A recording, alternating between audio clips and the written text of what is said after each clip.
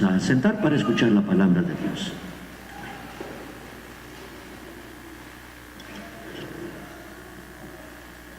Lectura del libro del Génesis.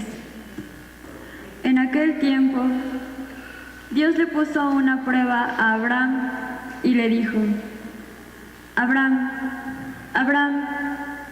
Él respondió: aquí estoy.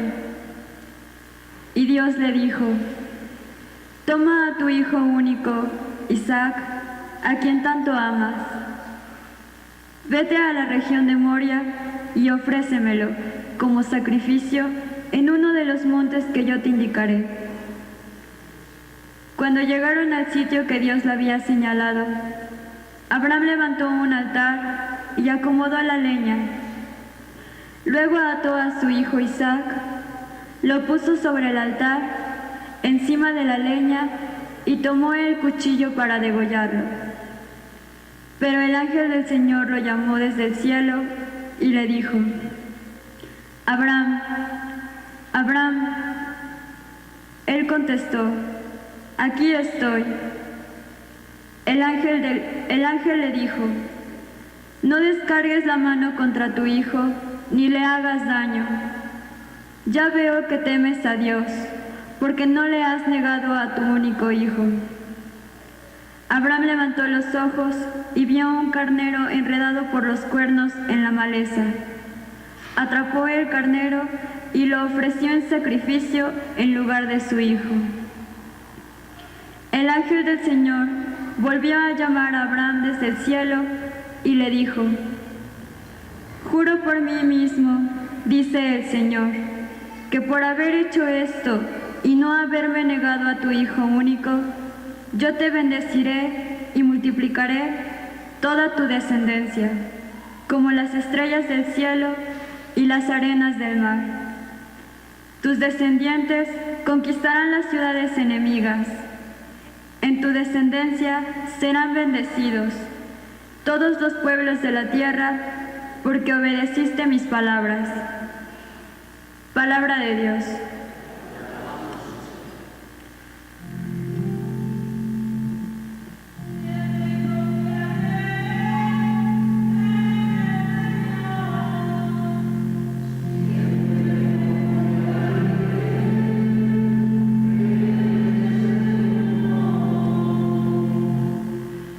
Aún abrumado de desgracias, siempre confié en Dios. A los ojos del Señor es muy penoso que mueran sus amigos.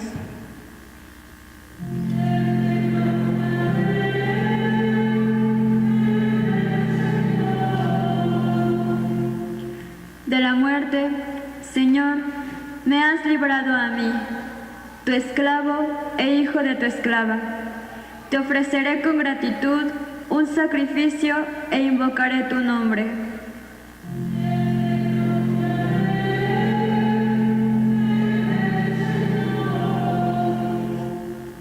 Cumpliré mis promesas al Señor ante todo su pueblo, en medio de su templo santo que está en Jerusalén.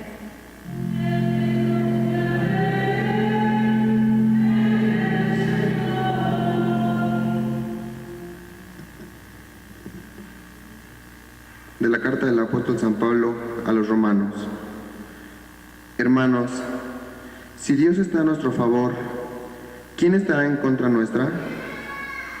El que no nos escatimó a su propio Hijo, sino que lo entregó por todos nosotros, ¿cómo no va a estar dispuesto a dárnoslo todo junto con su Hijo? ¿Quién acusará a los elegidos de Dios? Si Dios mismo es quien los perdona, ¿quién será el que los condene? ¿Acaso Jesucristo, que murió y resucitó y está a la derecha de Dios para interceder por nosotros? Palabra de Dios.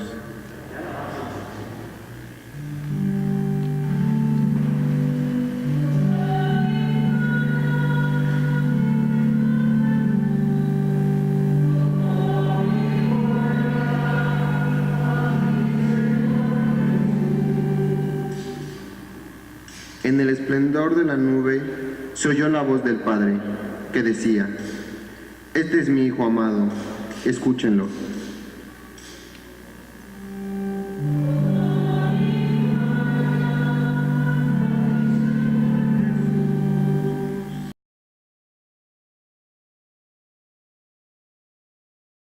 Que el Señor esté con ustedes.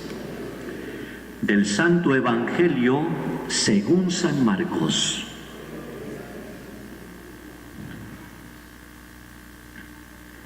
En aquel tiempo, Jesús tomó aparte a Pedro, a Santiago y a Juan, subió con ellos a un monte alto y se transfiguró en su presencia.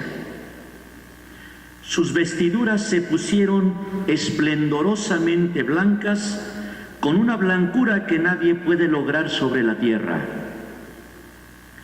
Después se le aparecieron Elías y Moisés conversando con Jesús.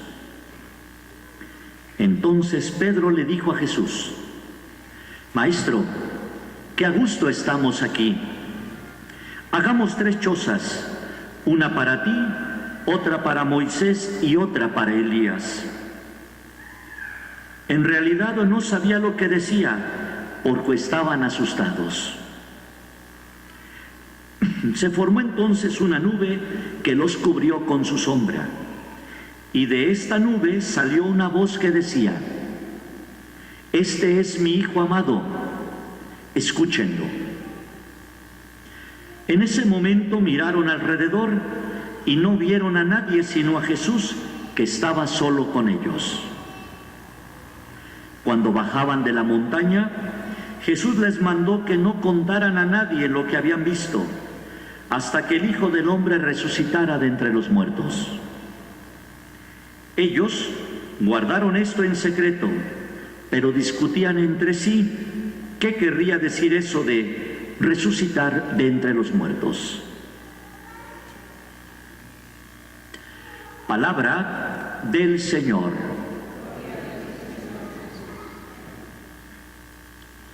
Vamos a sentarnos un momento.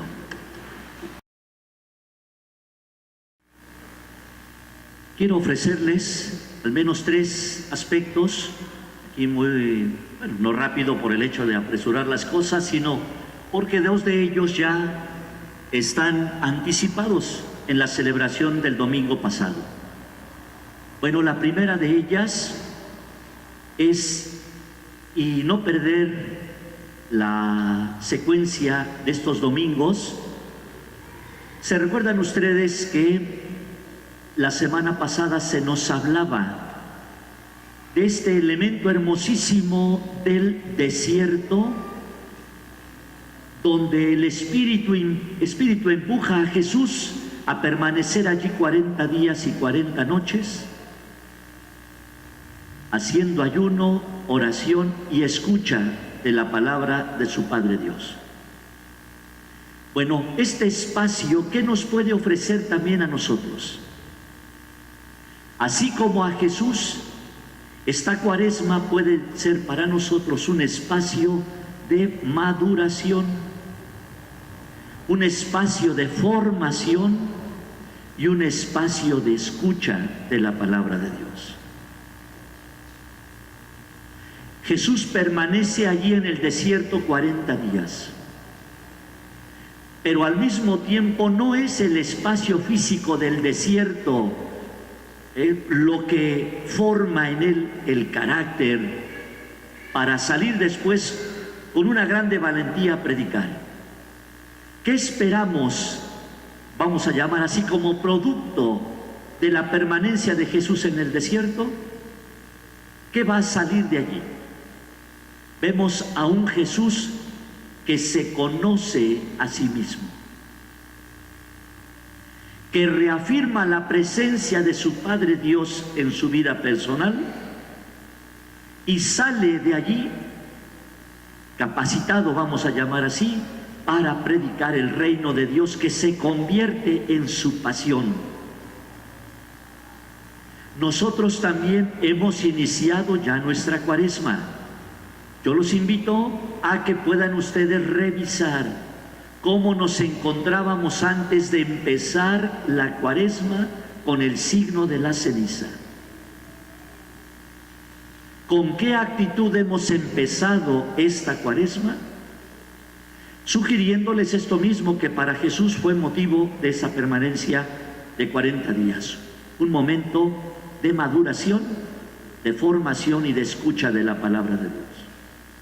Aprovechemos también nosotros este elemento, porque tenemos que visualizar, así como Jesús sale del desierto y resiste las tentaciones del demonio, nosotros también tenemos que alcanzar ya, aventurar un poco qué cosa es lo que vamos a salir, cuál va a ser el producto de este trabajo de la Cuaresma, cómo queremos vernos al terminar la Cuaresma.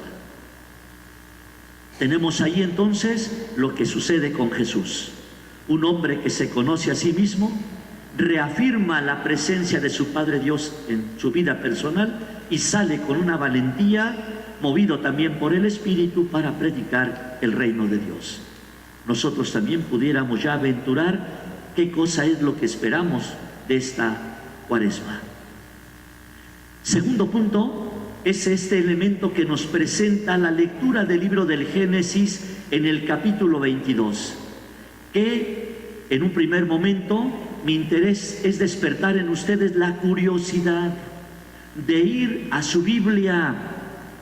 No nos conformemos solamente con el texto litúrgico que está hecho a propósito para la celebración de la Santa Misa.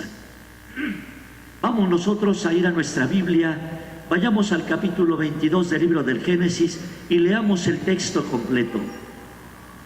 Literariamente es un texto hermosísimo, no le falta nada a este texto, y quiere expresarnos este diálogo aparente entre Dios y Abraham, al que le pide que le sacrifique a su hijo único. Ustedes se preguntarán, ¿por qué le pide esta prueba Dios a Abraham? Recuerden ustedes, rápidamente ubicamos la situación en la que estaba Abraham. Ya era un hombre mayor y su esposa ya estaba en una edad en que prácticamente ya era muy riesgoso poder tener un hijo. No era una ancianita, Abraham tampoco era un anciano. Era un adulto ya mayor, y no nos referimos al programa de 70 y más, sino era un adulto mayor, 55, 60 años. Sara, y aquí hay varias mujeres que nos pueden decir a qué edad ya es alto riesgo tener un hijo. ¿40? Bueno, Sarita andaba en los 40, 42 años. No era una anciana. Imagínense ustedes la alegría de Abraham, que después de que tiene también una interrogante para Dios: Señor, ¿para qué quiero tantos bienes si no tengo un hijo a quien heredárselo? Y Dios le dice allí: mira, tú vas a tener una descendencia tan grande como las estrellas del cielo y las arenas del mar.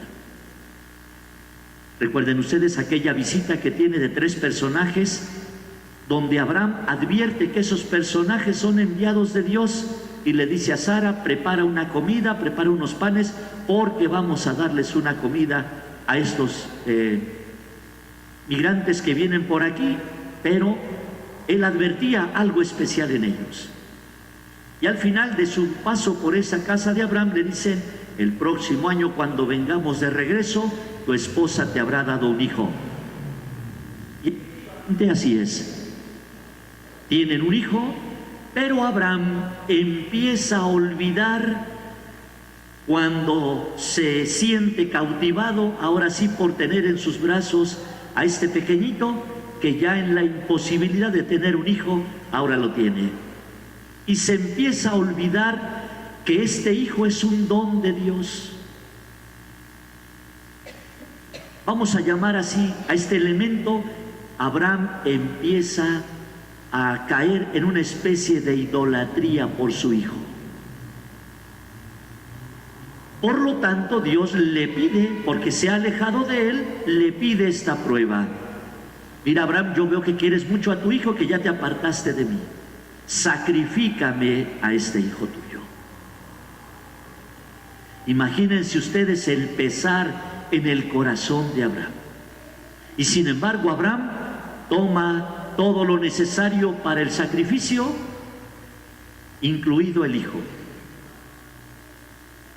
Van subiendo a la montaña y para recrudecer el dolor de este hombre, el hijo le pregunta: papá, ya llevamos todo lo necesario para el sacrificio, ¿dónde está la víctima? Imaginen ustedes el dolor de este padre, que sigue caminando, no le dice nada. Llegando a la cima de la montaña, empiezan a arreglar el altar, ponen la leña, y el hijo vuelve a preguntar: papá, ¿dónde está la víctima? Y el papá le tiene que decir: hijo, la víctima eres tú. Muchos pudieran preguntarse: bueno, el Señor vio que ya llevó el hijo hasta allá, hasta la cima, que ya hicieron el altar, ya lo puso sobre el altar para sacrificarlo, pues todavía Dios, no contento con eso, le dice: sacrifícalo. Dice el autor sagrado que cuando Abraham estaba para poner el cuchillo en el cuerpo de su hijo, hasta ese momento le dice Dios a Abraham: Abraham, detente, no le hagas daño al niño. Dos cosas que podemos aprender aquí. Se oye la voz de Dios que dice: porque has hecho esto, o sea, has traído a tu hijo hasta aquí. Y segundo, no me has negado ni siquiera la vida de tu hijo. Juro por mi nombre que voy a bendecir al género humano para siempre, porque encontró un hombre obediente a Dios. Ahora nosotros también pudiéramos revisar un poco cómo estamos obedeciendo esta voluntad de Dios. Si alguien de ustedes se propuso en esta Cuaresma obedecer un poquito más a los mandatos que Dios nos da en su palabra, ¿de qué manera podemos ir evaluando este cumplimiento? Y finalmente el tercer punto es este que tenemos contemplado en el Evangelio de San Marcos, que es la transfiguración.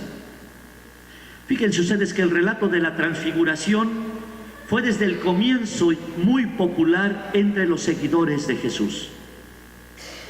La escena es una escena que está llena de elementos muy significativos que la hacen grandiosa. ¿Qué dice San Marcos? Jesús tiene el rostro resplandeciente y unas vestiduras tan blancas, con una blancura que nadie puede lograr sobre la tierra. Entonces es un elemento que no es humano, es divino. Bueno, y aquí viene ya un poquito la parte que sí ya nos hace pensar. Reconocido Jesús como Cristo, pero no aceptada aún la cruz, Jesús llama a 3 de sus discípulos y los lleva a la montaña, y por un momento les deja ver su verdadera identidad. ¿Quién es ese hombre al que conocen como Cristo? Para que sus discípulos también sepan que Él es Hijo de Dios. La voz que se oye, que es de Dios, interrumpe los planes y los sueños de Pedro, que estaba muy eufórico. Señor, mira, si quieres, aquí hacemos 3 chozas, una para ti, para Moisés y para Elías. Aunque yo me quede en la intemperie, tú no te preocupes por nosotros. Estaba embelesado Pedro con esto cuando Dios interrumpe ese sueño. Dios, reconociendo a Jesús como su Hijo muy amado, quiere que se le obedezca. Frase que nos vamos a llevar a la casa para seguir nuestra reflexión. El seguimiento de Jesús es un imperativo divino, es una orden de Dios. No está a consideración de a ver quién dice: bueno, pues a mí me parece que se puede hacer, bueno, ¿sabes qué? Otro día platicamos de esto. No, es un imperativo divino. Por lo tanto, los discípulos regresan después a la llanura para continuar viviendo con Jesús. y conocer mejor qué es lo que Dios quiere de este hombre llamado Jesús, el Cristo, y lo que quiere de ellos como sus seguidores. Y aquí viene la parte final.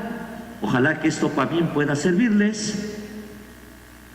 Fíjense ustedes que ni la convivencia diaria con Jesús, porque desayunaban, comían, cenaban juntos, ni esta ocasional forma de presentarse de Jesús no los hizo mejores discípulos.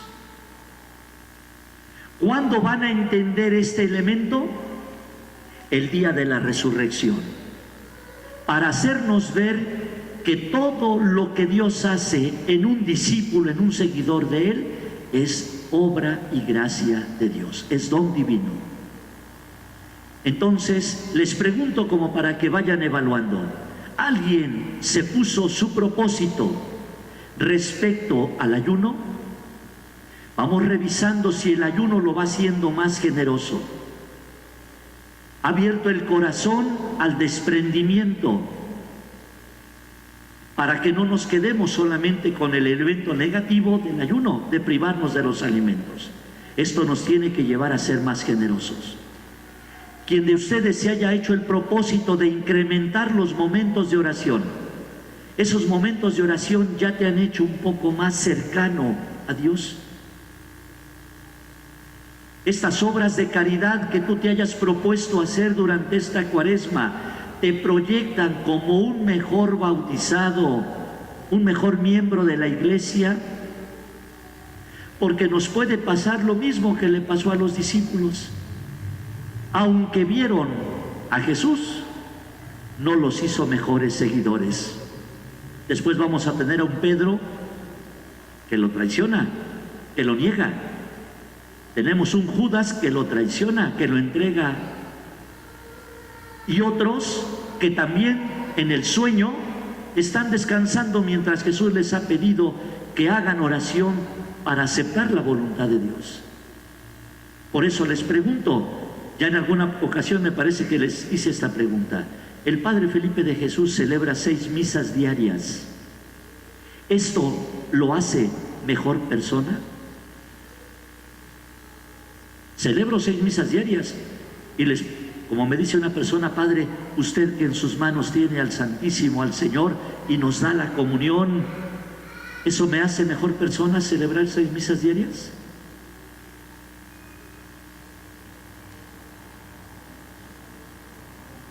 ¿Sí?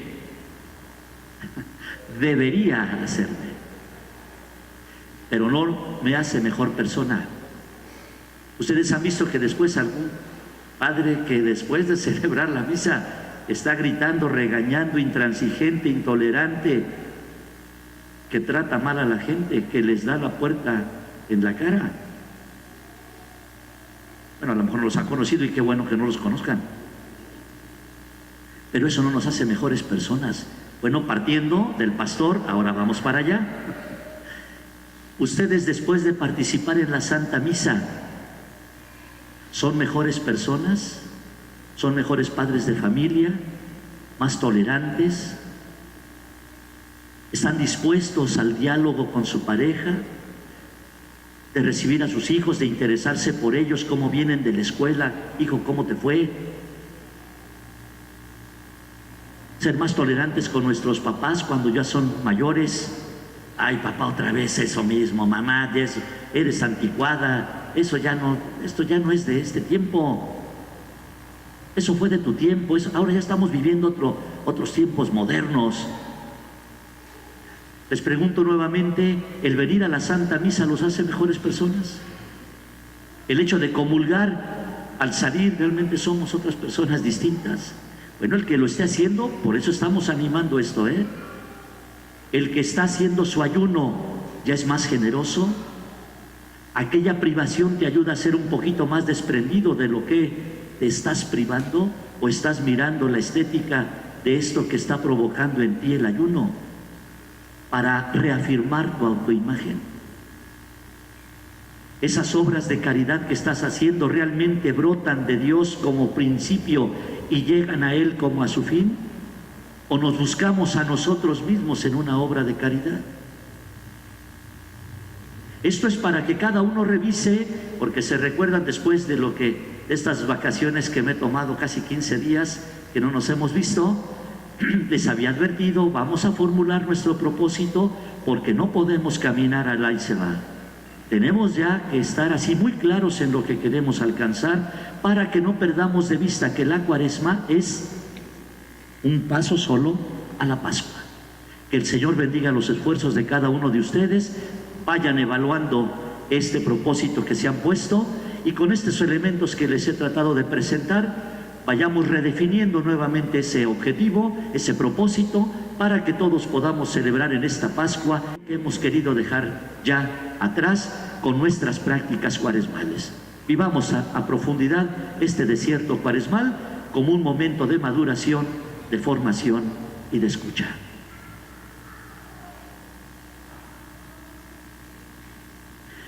De los pecados y la vida eterna. Mis hermanos, esta es nuestra fe, esta es la fe de la Iglesia que juntos nos gloriamos de profesar en Jesucristo nuestro Señor. Amén. Bueno, y ahora, llenos de esperanza, de una grande fe, que realmente nuestra oración mueva el corazón de nuestro Padre Dios, vamos a expresarle nuestra oración confiada, y después de cada intención le decimos: Señor, ten piedad. Señor, ten piedad. Para que Dios conceda a sus fieles vivir estos días de Cuaresma con verdadero espíritu de penitencia y prepararse a celebrar con fruto el sacramento del perdón, roguemos al Señor. Señor, ten piedad. Para que quienes se han apartado del camino del bien y han muerto a causa del pecado, escuchen en estos días de Cuaresma la voz del Hijo de Dios y vivan, roguemos al Señor. Señor, ten piedad. Para que Dios inspire sentimientos de caridad a los que tienen riquezas y multiplique los bienes de la tierra en bien de todos, roguemos al Señor. Señor, ten piedad. Para que la penitencia cuaresmal aleje de nosotros el amor desordenado a los bienes visibles y sane nuestra aridez espiritual con el deseo de los bienes del cielo, roguemos al Señor. Señor, ten piedad. Escucha, Señor, nuestra oración y ten piedad de nosotros. Tú que vives y reinas por los siglos de los siglos. Ahora nos vamos a